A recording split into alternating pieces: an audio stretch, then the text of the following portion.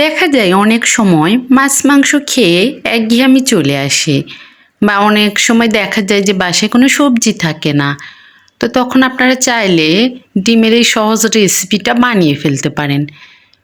কিছু বাসায় না থাকলে কিন্তু সবার বাসায় ডিমটা থাকেই। তো ডিমের এই রেসিপিটা বানানো যতটা সহজ, খেতেও ঠিক ততটাই মজা। তো চলুন আপনাদের সঙ্গে রেসিপিটা শেয়ার করি। এখানে আমি আলু কেটে নিয়েছি পেঁয়াজ আর বাটা মশলা। এখানে ডিম নিয়েছি, তো আমি 2টা ডিম ফেটিয়ে নিয়েছি। তা পেঁয়াজ, কাঁচামরিচ, লবণ, হলুদ দিয়ে সুন্দর করে ম্যাশ করে নিয়েছি। এখন কড়াইয়ের মধ্যে তেল দিয়ে সুন্দর করে ডিমগুলো এখন ভেজে নিচ্ছি। এখানে আমি মূলত 2টা ডিম থেকে 4 পিস করব।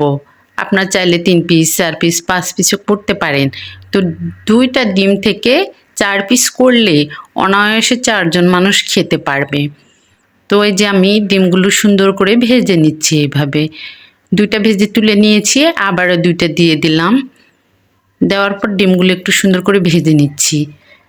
তো দেখা যায় যে অনেক সময় বাসাতে ডিমও বেশি থাকে না, তখন 1টা বা 2টা ডিম থাকলে কিন্তু এভাবে রেসিপিটা তৈরি করে ফেলা যায়।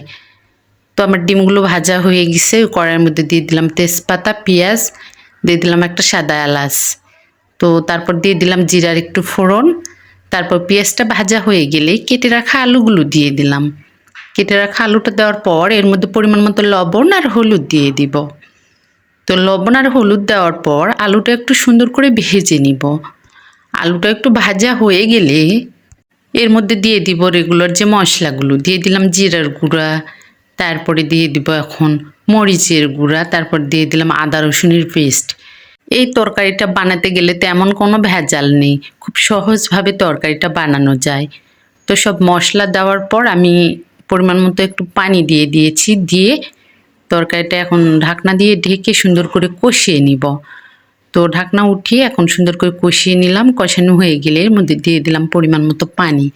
ঝোলের জন্য পানি দেওয়ার পর পানিটা সুন্দরভাবে ফুটে গেলে এর মধ্যে ভেজে রাখা যে ডিমগুলো সেগুলো দিয়ে দিব।